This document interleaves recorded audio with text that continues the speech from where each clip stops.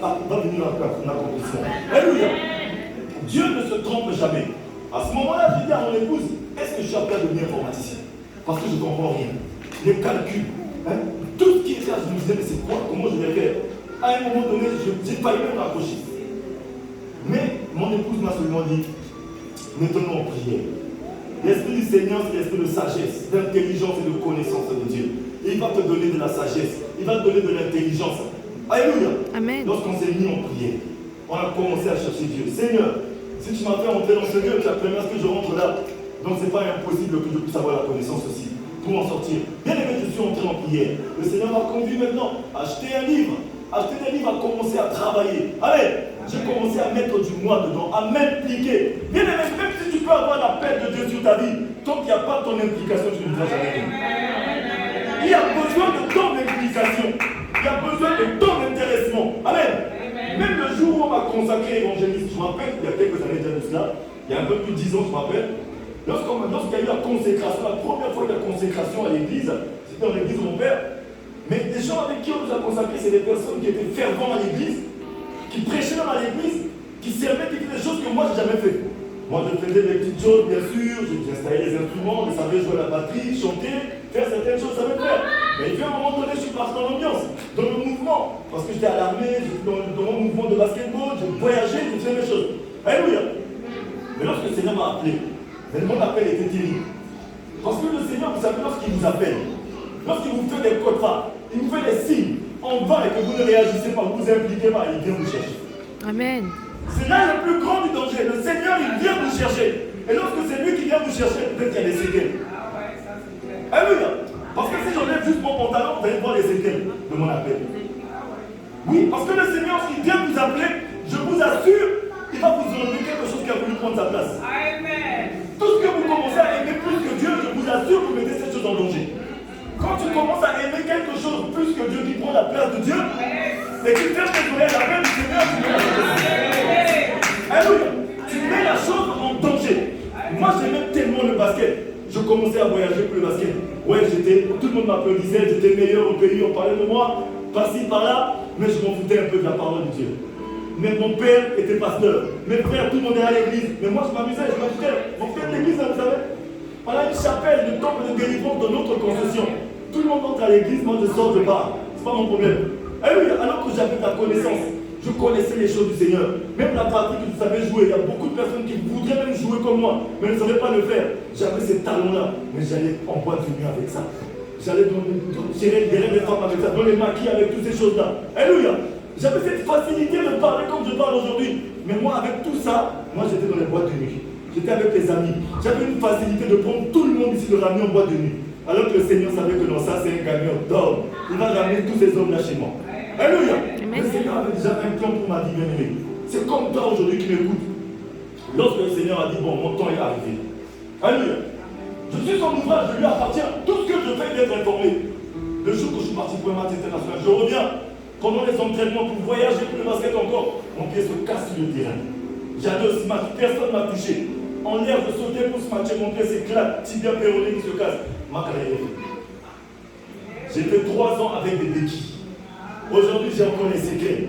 Bien sûr que le choc, il n'est plus là. Mais à chaque fois que j'enlève mon pantalon sous la douche, je m'assois, je m'agenouille, je pense à ça. Quand je regarde ça, je dis Seigneur, tu es merveilleux. Parce qu'il m'a relevé de là.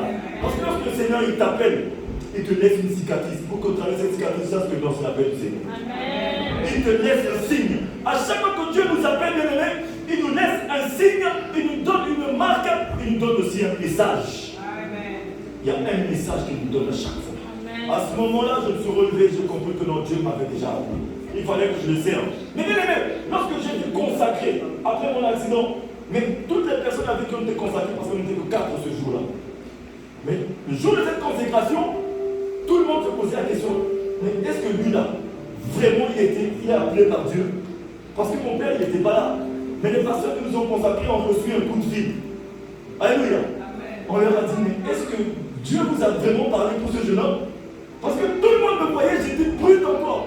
J'étais habillé en costume, mais ce n'est pas un costume comme celui-là. Parce que vous savez, quand un homme du monde s'habille en costume est différent de l'homme de Dieu. Alléluia. Alléluia. Parce que lorsqu'un homme du monde monde met le même costume que moi et se met ici, il y aura forcément une différence. On va savoir que non, ça c'est l'homme de Dieu, c'est l'homme du monde. J'étais bien sûr consacré à l'homme de Dieu, mais il y avait une nette différence. La différence, c'est que tout le monde savait que non. Tout le monde se posait la question, est-ce que lui est vraiment appelé du Seigneur? Ça a commencé à t'arrouler dans la tête des gens. Les gens commençaient à se poser des questions.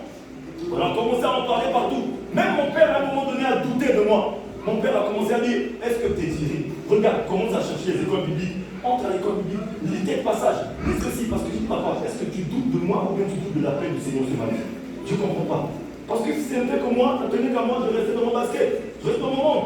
Mais c'est le Seigneur qui m'a mis à cœur. Parce que pendant que j'étais à l'hôpital, mon papa lui me venait me dire, t'es dit, reviens vers le Seigneur.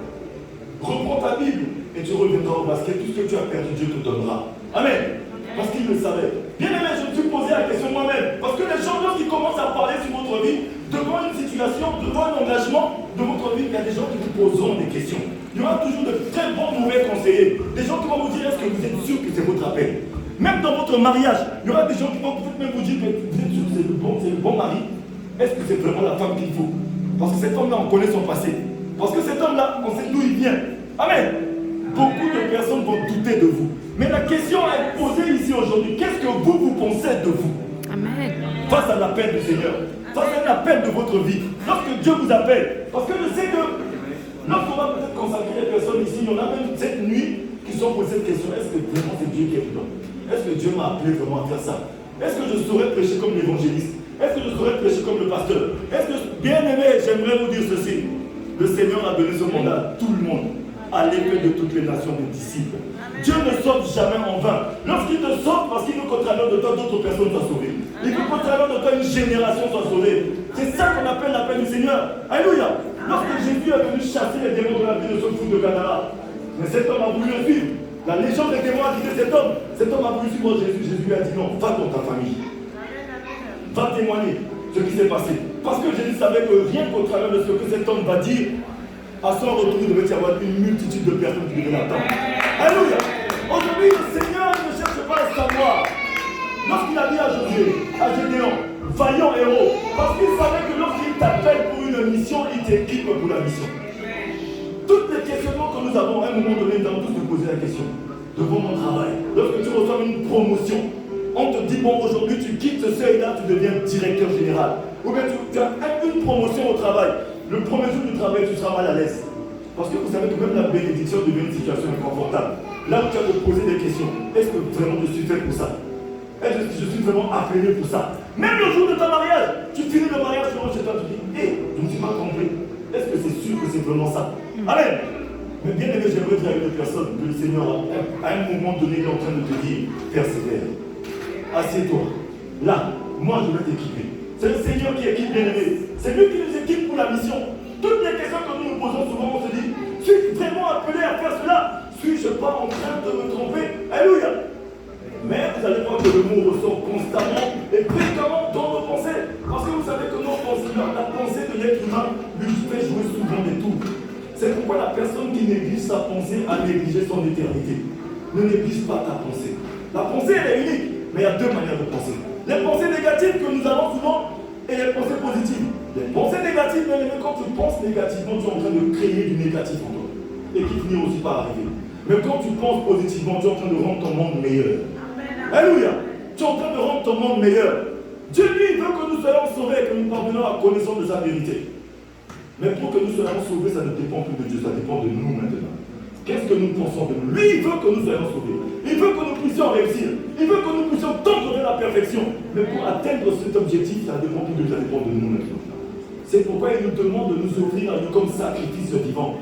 Le Seigneur a besoin que des vivants qui s'offrent sur l'autel de Dieu. Alléluia. C'est comme vous allez voir que ce passage qui nous dit ceci que car nous sommes son ouvrage ayant été créés en Jésus-Christ pour de bonnes œuvres que Dieu a préparé d'avance. C'est que tout ce que tu es en train de faire aujourd'hui, bien aimé, tu n'as rien fait pour cela, c'est Dieu qui a tout préparé pour toi. Alléluia. L'apôtre Paul a dit les courants courent tous dans un stade pour une couronne qui est corruptible. Alléluia. Mais ils s'abstiennent de tout juste pour avoir cette couronne. Mais nous nous courons pour une couronne qui est incorruptible. Amen. Mais qu'est-ce que nous faisons pour avoir cette couronne? Parce que lorsque tu commences à courir sur la piste, lorsque tu t'arrêtes, parce que les personnes qui sont arrêtées, ils ne seront pas récompensées. On ne récompense que les personnes qui ont fini la course. Même la personne qui a fini la course, il faudrait qu'il soit parmi les 3 premiers, parce que souvent il y a 3 médailles. Médaille d'or, médaille d'argent et médaille de bronze. Alléluia. C'est que nous devons porter la couronne. Alléluia. Pendant notre course, parce que la course, le terrain a été préparé. Tout ce que nous sommes en train de faire, Dieu a préparé d'avance pour que nous venions les pratiquer. Amen. C'est ce que la parole nous dit, parce que nous sommes son ouvrage. Dieu, il connaît ta vie. Le Seigneur a pris, c'est comme une feuille de papier. Il prend une feuille de papier, il écrit ta vie, il fait recto verso, il écrit en premier de l'enveloppe qui est Jésus. Et il l'envoie sur la terre. Ça veut dire que lorsqu'on ouvre l'enveloppe, tout ce qui se passe dans ta vie, Dieu connaît déjà. Qu'est-ce que Dieu ne connaît pas? Dieu sait. La parole n'est pas encore sur tes lèvres que Dieu connaît. Dieu connaît tout un chacun de nous. Donc aujourd'hui, même ne doute jamais de ton appel. Parce que depuis le jardin d'Éden jusqu'aujourd'hui, Dieu n'a jamais cessé de nous appeler. Dieu n'a jamais cessé de nous appeler. Il n'a jamais cessé de nous appeler. Il nous appelle encore et encore. Donc aujourd'hui, j'aimerais reconforter et fortifier les personnes aujourd'hui qui doivent être consacrées. Parce que le mot appel t'apporte souvent de la tête des gens. Alléluia. Appel, appel. Non, ce n'est pas encore mon appel. Non, ceux-là ne sont pas appelés. C'est ce que j'entends beaucoup. Non, tel serviteur de Dieu n'est pas appelé. Non, telle personne n'est pas appelée. Qui sommes-nous pour savoir que Dieu n'a pas appelé? Est-ce que nous avons un baromètre pour jauger l'appel? Que ce n'est pas Dieu qui a appelé, c'est lui qui a appelé. Parce que même les personnes au départ, il y a plus de 10 ans, quand j'ai été consacré, qui ont dit à mon frère que non, lui là, il n'est pas fait pour être consacré. Je ne sais pas pourquoi on l'a consacré. Si aujourd'hui ils me voient en train de prêcher la parole, ils vont dire que non, Dieu est Dieu. Non, Dieu. Parce que le roi David a dit, mes adversaires viendront faire mon éloge lorsque mon Dieu m'aura fait du bien. Amen. Lorsque mon Dieu m'aura fait du bien, mes adversaires viendront faire mon éloge. Aujourd'hui, ces personnes me posent même la question. Lorsqu'ils ont reçu mon livre, ils ont lu le livre, ils ont dit, je n'ai pas compris. Il y a 10 ans, tu n'étais pas comme ça. Qu'est-ce qui s'est passé? Qu'est-ce qui s'est passé à un moment donné? Parce que même moi, il y a 10 ans, ça me disait que je devais écrire un livre pour le Seigneur. J'ai dit que non, mais moi, j'allais avoir ces connaissances-là où? Je me disais, il y a 10 ans que je devais être ici en train de parler, que des vies devaient être changées. Je dis que je vais avoir ça où? Bien aimé, il n'y a que Dieu qui peut faire ça. Tout est grâce. Ce que Dieu te demande, c'est de répondre à ton appel. Oui, Seigneur, me voici. À un moment donné, Samuel a dit, me voici, moi ton serviteur. Parle, ton serviteur, écoute. Ce que toi tu as fait, le Seigneur, parle, ton serviteur, écoute. Je suis disposé, je suis prêt. Seigneur, où veux-tu que j'aille? C'est ce que le Seigneur attend de tout un chacun. Le Seigneur n'a jamais cessé de nous appeler. Le problème qui se pose, c'est nous. Nous endurcissons nos cœurs à l'appel du Seigneur. Oui, parce que nous mélangeons tout. Nous nous sommes contents de beaucoup de choses inutiles. Lorsque le Seigneur était en train d'appeler Moïse devant le buisson ardent, c'était un appel. Il voyait un buisson qui brûlait mais qui ne consumait pas. C'était l'appel du Seigneur. Parce qu'il avait déjà une promesse sur sa vie. Il avait une mission sur sa vie. Toi aussi, tu as une mission de Dieu sur ta vie. Dieu t'a appelé à être le sauveur de ta famille, à être le sauveur de là où tu travailles. Il y a des vies qui doivent être sauvées. Mais est-ce que tu es sensible à la voix du Seigneur? Amen. Savoir que c'est le Seigneur qui est en train de parler. Dieu ne nous met jamais quelque part en vain. Il ne met jamais un don quelque part en vain, c'est parce qu'il y a un besoin. S'il t'a mis aujourd'hui là où il y a des personnes qui ne connaissent pas Jésus, c'est parce qu'il veut qu'au travers de toi, ces personnes connaissent Jésus. Oui, parce que nous sommes la lumière du monde. Sans nous le monde de l'obscurité, nous sommes le sel de la terre. Sans nous, la terre n'a pas de goût. Sans toi, la terre n'a pas de goût. C'est que lorsque tu entres quelque part dans une pièce, il faut que tu rentres avec la lumière. Quand tu sors, les gens sont dans l'obscurité. Les gens peuvent être avec toi. Mais si tu arrives quelque part et que les gens ne peuvent pas être avec toi, c'est qu'il y a un problème. Tu arrives quelque part en tant que chrétien. Une personne qui a Jésus en lui, ce n'est plus moi qui vis, c'est Christ qui vit en moi. Tu entres quelque part et que personne ne veut ressembler à toi, c'est qu'il y a un problème. Parce qu'au moins quelqu'un me dit non, je veux ressembler à l'évangéliste. Non, je veux parler comme l'évangéliste. Non, je veux m'habiller comme lui. Non, je veux faire les choses comme il le fait. Non, évangéliste, comment tu fais pour marcher? Comment tu fais pour faire ça? Comment tu fais pour être calme comme ça? Comment tu fais pour répondre avec la douceur? C'est ça la nature des enfants de Dieu. Même si tu n'es pas en train de prêcher comme je prêche, mais ta vie doit prêcher la parole du Seigneur. Amen. Allez, c'est ça l'appel du Seigneur. Beaucoup de nous pensent que l'appel, c'est que le Seigneur m'a appelé à venir prendre le micro. Même sans le micro, on prêche la parole. Alléluia. Sans le micro, on prêche la parole. Mais là, beaucoup qui vont dire que non, je ne connais pas beaucoup de passages bibliques, comment je vais prêcher? Bien aimé, combien de passages tu as reçus ici? Combien de paroles tu as reçues ici? Tout le monde a reçu une parole du Seigneur. Parce que Dieu n'est pas égoïste. Je parle à tout le monde. Il parle aux Arabes. Il parle aux moines. Il parle à tout le monde qui a souffert de la terre. Mais c'est la capacité de réception qui est difficile chez tout le monde. Ou bien il y en a qui ne sont pas intéressés. Dieu continue de parler jusqu'aujourd'hui. Amen. Il dit sans tenir compte de le temps d'ignorance. Il appelle tout le monde à la repentance. C'est un appel qui dans son corps. Parce que l'appel n'est pas seulement de venir prêcher. L'appel est de sortir du péché d'abord. L'appel est d'abandonner la mauvaise vie d'abord. Il appelle tout le monde par plus autour qu'ils aient à se repentir. Imaginez-vous, même nous qui prêchons la parole du Seigneur, le Seigneur continue de nous appeler encore à abandonner le désordre. Parce qu'il y a beaucoup de gens comme nous, comme moi, là, hommes de Dieu, qui font aussi des choses pas bien.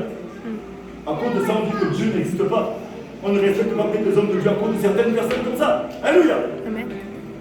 Mais Dieu appelle tout le monde, même les hommes de Dieu, par plus de tout qu'ils aient à se repentir. L'appel du Seigneur est que nous sommes entrés sur le droit chemin. C'est ça qu'on appelle l'appel du Seigneur.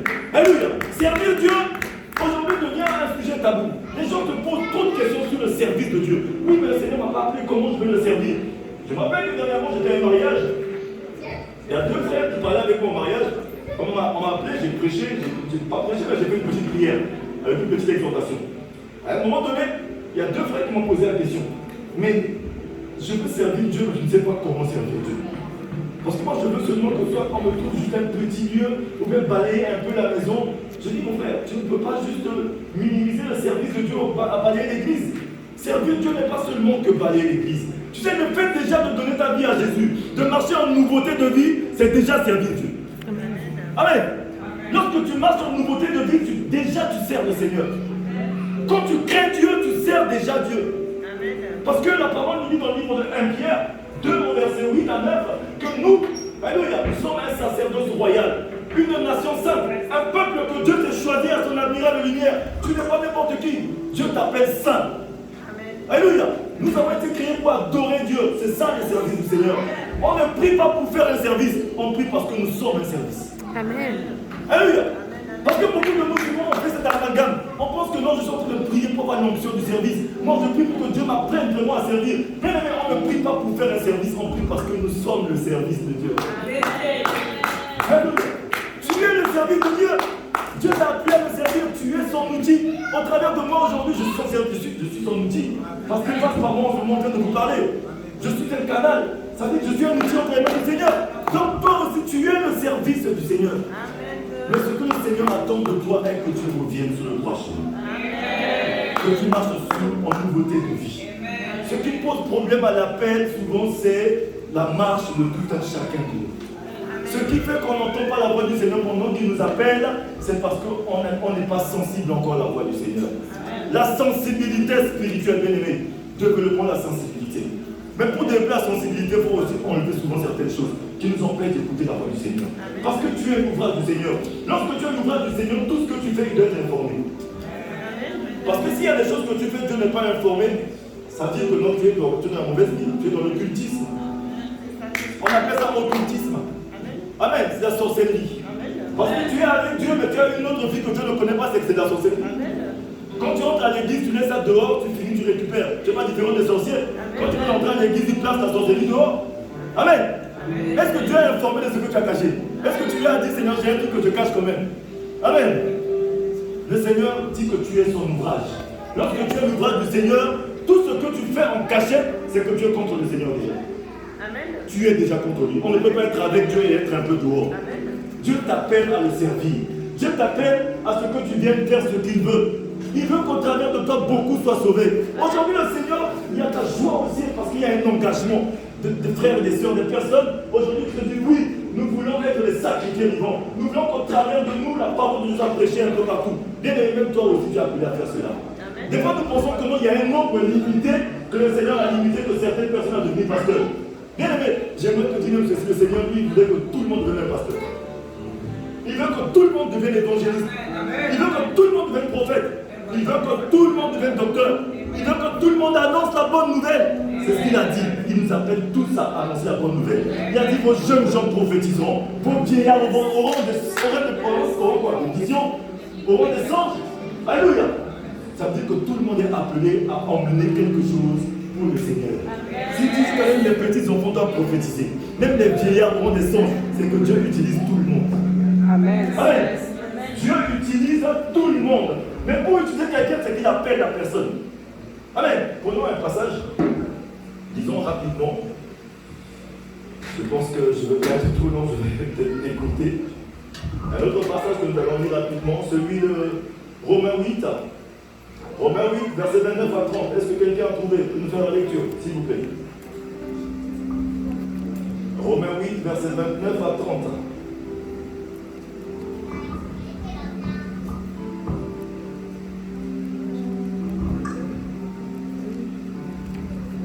Amen. Amen. Est-ce qu'on peut lire avec moi, s'il vous plaît? Je lis au nom du Seigneur Jésus. Amen. Romains chapitre 8, verset 29 à 30. Car ceux qu'il a connus d'avance, il les a aussi destinés à être semblables à l'image de son Fils, afin que son Fils fût le premier-né d'entre plusieurs frères. Et ceux qu'il a prédestinés, il les a aussi appelés. Et ceux qu'il a appelés, il les a aussi justifiés. Et ceux qu'il a justifiés, il les a aussi glorifiés. Amen. Amen. Parole du Seigneur. Amen. Vous voyez comment le Seigneur est bon? Amen. Vous voyez comment le Seigneur est bon? La parole nous dit au verset 28, on dit: du reste, nous savons que tout contribue au bien de ceux qui aiment Dieu, de ceux qui sont appelés conformément à son plan. Vous voyez qu'il y a un appel encore ici. Toute chose concourt au bien de ceux qui aiment Dieu. Ceux qui sont appelés conformément à quoi? À son plan. Ça veut dire que ceux qui sont appelés, c'est que Dieu appelle tout le monde. Parce que quelle est cette question qu'on pose tout le temps? Est-ce que lui a vraiment été appelé? Que savons-nous de l'appel du Seigneur? Le Seigneur n'a jamais cessé de nous appeler. Il nous appelle toujours. Mais le problème qui se pose, c'est de savoir Dieu m'a appelé à faire quoi? À laisser quoi? À abandonner quoi? À aller où? Dieu nous appelle toujours à faire quelque chose. Peut-être que toi ton appel est que Dieu veut que tu arrêtes la débauche. Il t'appelle à abandonner la débauche. Peut-être que toi ton appel, Dieu t'appelle en ce moment à ce que tu abandonnes peut-être le mari d'autrui, la femme d'autrui. Dieu t'appelle peut-être aujourd'hui à abandonner la cigarette, la mauvaise vie. Dieu t'appelle aujourd'hui à arrêter la fraude. Peut-être que Dieu nous appelle toujours. Le Seigneur n'a jamais cessé d'appeler ses enfants. Même lorsque Adam a péché, Dieu est arrivé, il l'a appelé. Adam, où es-tu? C'était un appel. Dieu n'a jamais cessé d'appeler. C'est son amour qui conduit à nous appeler. Amen. Amen. Il va dire ceci dans la parole. En effet, ceux qu'il a connus d'avance, il les a aussi prédestinés à devenir conformes à l'image de son Fils, afin que celui-ci soit le premier de toute une génération. Nous sommes de la génération Jésus. Amen. Répète à moi, dit: je suis de la génération Jésus. Je suis la génération Jésus. Je suis de la génération Jésus. Je suis appelé à m'offrir à Dieu À m'offrir à Dieu comme sacrifice vivant. comme sacrifice vivant. C'est là mon culte raisonnable. C'est là mon culte raisonnable. C'est là le culte que le Seigneur attend de moi. C'est là le culte que le Seigneur attend de moi. Oui, bien aimé, c'est ça. C'est le culte que le Seigneur attend de tout un chacun de nous. Il nous appelle à être des sacrifiés vivants. Parce qu'il n'y a que des sacrifiés vivants qui montent sur l'autel. Les sacrifiés morts ne montent sur l'autel. Sacrifiés vivants. Les personnes qui meurent en Jésus, qui ressuscitent avec Jésus-Christ. Alléluia. C'est pourquoi la parole est en train de nous dire au verset 30. Au verset 30, nous dit: ceux qu'il a prédestinés, il les a aussi appelés. Encore. Ça veut dire que lorsqu'il t'a prédestiné, vous savez que même pendant que j'allais en boîte de nuit, pendant que je faisais tout ce que je faisais, je couvrais les jupons, les petites copines par-ci par-là, la cigarette, j'étais encore à la main, j'étais fort, j'étais costaud, tu fais tout ce bien. Mais Dieu avait déjà son appel sur moi, il m'avait déjà prédestiné. Ça veut dire qu'il avait déjà établi un plan. Comme la parole nous dit qu'il a préparé le chemin, il a tout préparé pour que je vienne pratiquer. Ça veut dire que Dieu, lui, qui connaît ma vie, il savait que malgré que je suis en boîte de nuit, je suis appelé peut-être 10 ou 15 ans après à être ici en train de prêcher la parole. Dieu savait ça même avant moi. Pendant que j'étais informé, lui, Dieu me connaissait. C'est que Dieu te connaît, il savait qu'aujourd'hui tu devais être ici et écouter cette parole. Dieu ne se trompe jamais, jamais en retard. Amen. Comme vous voyez, tout ce qu'il a connu d'avance, il a prédestiné. C'est comme pendant que toi, tu vivais là-bas, tu avais une destinée où placée en Jésus-Christ. Parce que ta destinée, tu la connais qu'à destination. C'est quand tu es arrivé que tu sais que, donc c'était la volonté de Dieu. Aujourd'hui, tu peux commencer en titubant dans ton appel. Mais c'est lorsque tu arrives quelque part, en train de glorifier Dieu, en train d'adorer Dieu. Les gens sont en train de glorifier Dieu au travers de toi. Et quand tu te retrouves, tu regardes en arrière. Comment tu as commencé en titubant? Comment tu as commencé même en balbutiant? Tu ne connaissais même pas de passage biblique. Mais c'est à ce moment-là, tu dis, donc c'était la volonté de Dieu. C'est lorsque la construction finit qu'on finit par savoir que c'était la volonté de Dieu. Alléluia. Le Seigneur est en train de te construire. Mais pour te construire, il faut que tu t'offres à lui comme sacrifice vivant. Seigneur, je m'offre à toi, construis-moi. C'est ce que le Seigneur attend de tout chacun de nous. Il nous appelle à nous offrir à lui.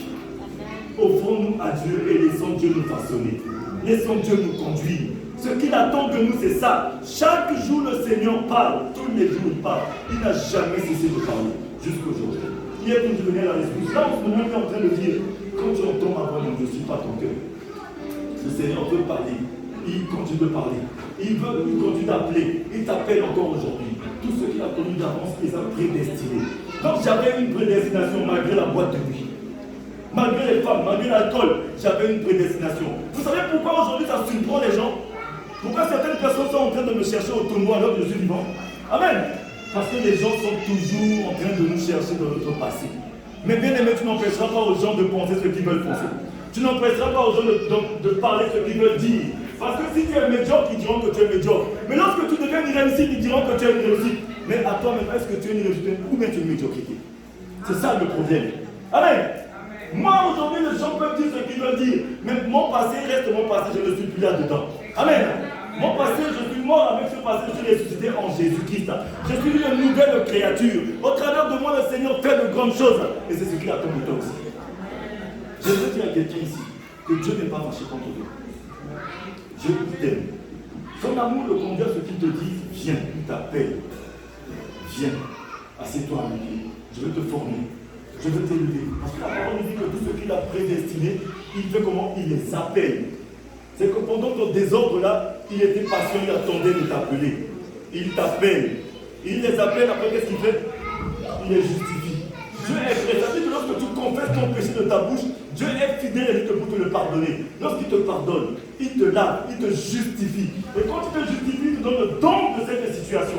Le don de cette situation, c'est le don de la justice. C'est le don que tout enfant de Dieu reçoit. Amen. Parce que quand on nous pose la question, est-ce que tu as un don? Non, mais je n'ai pas de don. Dieu m'a rien donné. Bien aimé, je t'informe que tu as le don de la justice. Si tu as vraiment Jésus-Christ en toi, c'est que tu as le don de justice. Dieu, lorsqu'il t'appelle, il te justifie. La loi du péché qui te conduisait à la mort, il te place dans l'ordre de l'esprit de vie en Jésus-Christ, il te donne le don de la justice. Tu es justifié. Et quand tu es justifié, qu'est-ce qu'il fait? Il t'élève en gloire. C'est ce que la parole dit. Tous ceux qui ont connu les bons, il les a prédestinés. Amen. Il les appelle. Lorsqu'il les appelle, il les justifie. Après, il les élève en gloire. Amen. Le Seigneur est prêt de t'élever en gloire. Il veut te faire du bien. Tu es la prédestination du Seigneur. Tu es le chantier de Dieu. Tu es un outil entre les mains du Seigneur. Le Seigneur t'a appelé à son admirable lumière. Amen. Le Seigneur te considère comme un saint. Parce que souvent c'est difficile pour nous de dire que non, je suis saint. Oh, toi tu dis que tu es saint. Mais Dieu m'a appelé saint. Dieu nous a déjà appelé saint. La Bible nous dit comme il conviendrait à des saints. Dieu nous a toujours appelés saints. Mais une personne qui reconnaît sa valeur ne va plus se mettre dans la boue. Si tu reconnais que tu es saint, est-ce que tu vas te mettre encore dans la boue? C'est ça notre problème. On se met tout le temps dans la boue, on ignore notre identité. Notre identité, c'est la sainteté. Amen. Amen. Ton identité, c'est la sainteté. Le Seigneur nous appelle à être saints, à confesser que la sainteté a marché selon la droiture de la parole du Seigneur. Aujourd'hui, le Seigneur appelle tout le monde. Mais ce que j'aimerais vous dire, faisons attention à ce que nous écoutons. Ferme tes oreilles. Fais attention à ce que tu vois, ce que tu écoutes et ce qui sort de ta bouche. Parce que ce que tu écoutes, c'est un dépôt. Ça veut dire que c'est une semence qu'on met en toi et tu vas finir par produire du fruit. Il y aura des gens qui te diront, laisse tomber. Tu n'es pas fait pour ça. On ne t'a pas appelé pour ça. Aujourd'hui, on va vous consacrer. Premier obstacle. Quelqu'un va forcément te dire, tu ne sais pas que tu t'es trompé. Est-ce que tu es appelé vraiment à être évangéliste, à être pasteur? Qui t'a dit, qui t'a appelé? Laisse tomber. Bien aimé, j'en connais quelque chose. Je suis passé par là. À un moment donné, j'ai failli raccrocher. Je dis que non, peut-être que Dieu ne m'a pas appelé. Mais vous savez, à ce moment-là, comme Dieu ne veut pas laisser que notre foi puisse se ternir, il vient toujours à la rescousse. Il te donne un signe. C'est pourquoi la parole nous dit, nous ne savons pas pourquoi dans nos prières nous invoquons le Saint-Esprit. Il rend témoignage à notre esprit que nous sommes enfants de Dieu. L'Esprit du Seigneur va rendre témoignage à ton esprit que tu es appelé du Seigneur. Alléluia. Ferme seulement tes oreilles et écoute la voix du Seigneur. Écoute, arrêtez d'écouter les hommes. Les hommes vont dire ce qu'ils veulent dire. Mais Dieu a le dernier mot. Lui qui t'a appelé, lui-même il va t'équiper, il va te conduire. Aujourd'hui, le Seigneur, ce qu'il veut, il dit, non, Dieu, c'est pas ton cœur. Peut-être qu'aujourd'hui, leur appel est d'être élevé aujourd'hui, d'être évangéliste, pasteur, mais toi, ton appel, est-ce que tu connais ton appel? C'est ça le problème. Lorsque tu entends la voix du Seigneur, tu vas connaître ton appel. Moïse, qu'est-ce qu'il a fait quand il a vu le buisson ardent? Il a su tout de suite que c'est son appel. Mais avant de s'approcher pour voir que c'était son appel, il s'est intéressé à ce buisson, il a abandonné toute la foule qui était avec lui, qui était le troupeau de son beau-père Jétro. Il y avait un troupeau qui était en train de paître, mais il a abandonné le troupeau, la Bible nous dit. Toi aussi tu dois abandonner quelque chose pour entrer dans l'appel du Seigneur. On ne peut pas entrer dans l'appel du Seigneur avec un troupeau. On ne peut pas entrer dans la paix du Seigneur avec toute l'artillerie, la camaraderie, avec la fausseté, la fourberie, avec toutes ces choses que nous traînons tous les jours. On abandonne d'abord quelque chose pour entrer dans la paix du Seigneur. Amen. Lorsque Moïse a laissé tomber le troupeau de Jéthro, il s'est intéressé, il s'est approché de buisson ardent. Dieu a vu son intéressement. Dieu lui a dit, Moïse, Moïse. C'est qu'à ce moment-là que tu vas entendre la voix du Seigneur. Si tu veux entendre la voix du Seigneur, abandonne quelque chose. Intéresse-toi. Et lorsqu'il y a eu intéressement, il y a eu abondant, intéressement, il y a eu écoute aussi, il a écouté la voix du Seigneur. À ce moment-là, Dieu lui a parlé. Et lorsque Dieu lui a parlé, il a dit, Moïse, ôte tes souliers. Il y a peut-être quelque chose qui reste encore dans ta vie. Peut-être que tu n'arrives pas à enlever ce fruit, mais c'est ton insensibilité qui te conduit à ce que tes oreilles te ferment, tu n'écoutes pas la voix du Seigneur. Sa main n'est pas courte pour nous toucher, ni son oreille trop dure pour nous entendre, mais ce sont nos péchés. Des fois, on pense que Dieu ne nous entend pas. Des fois, on pense que non, Dieu n'est pas là. Sa main n'a jamais bougé, la main du Seigneur a toujours été là. Dieu, son cœur est toujours ouvert. Il a dit, je me laisse trouver par ceux qui me cherchent de tout leur cœur. Dieu, il attend toujours. Il est là, je me laisse trouver. À un moment donné, il a attendu en vain, il va nous dire encore dans le livre de 2 Chroniques 7, verset 9. Il a dit que Dieu promène son regard sur la surface de la terre pour rechercher les gens dont le cœur est tout entier à lui. Il t'a appelé en vain, lui-même descend maintenant pour chercher sur la surface de la terre les personnes dont le cœur est tourné vers lui. Amen. Dieu n'est pas venu regarder les visages, les maquillages, le make-up qu'on a mis là. Le costume que j'ai porté, Dieu ne regarde pas ça. Dieu cherche dans les cœurs. Parce que tu peux avoir le beau costume, le beau maquillage, mais le cœur il est où? Est-ce que le cœur est tourné vers lui? Il promène son regard sur la surface de la terre, recherchant ceux dont le cœur est tout entier à lui. Si tu es ici, bien aimé, tourne ton cœur vers le Seigneur. Parce qu'il veut te soutenir. Il veut soutenir les personnes qui ont le cœur tout entier à lui. Il se laisse trouver par les personnes qui le cherchent de tout leur cœur. Il veut faire du cœur à cœur avec nous. Lorsque Dieu nous appelle, ce n'est pas pour faire de la fanfaronnade. Il nous appelle, c'est pour faire du cœur à cœur d'abord avec nous. Amen. Ce n'est pas de la fanfaronnade. Amen. Parce qu'on peut faire tout ça, mais à la fin, Jésus a dit que non. Je ne te connais pas. Est-ce que tu as fait la volonté de mon Père?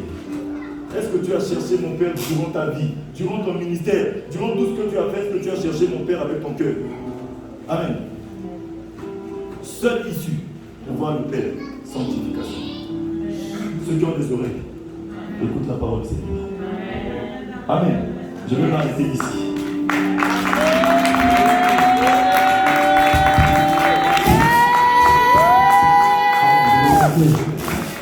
Alléluia. Jésus est Seigneur. Maintenant, c'est tout que nous devons. Tu vas faire une courte prière après moi. Tu vas répéter une courte prière après moi. Tiens-toi debout partout où tu te trouves. S'il te plaît. Ferme les yeux partout où tu te trouves. Ferme les yeux. Et lève tes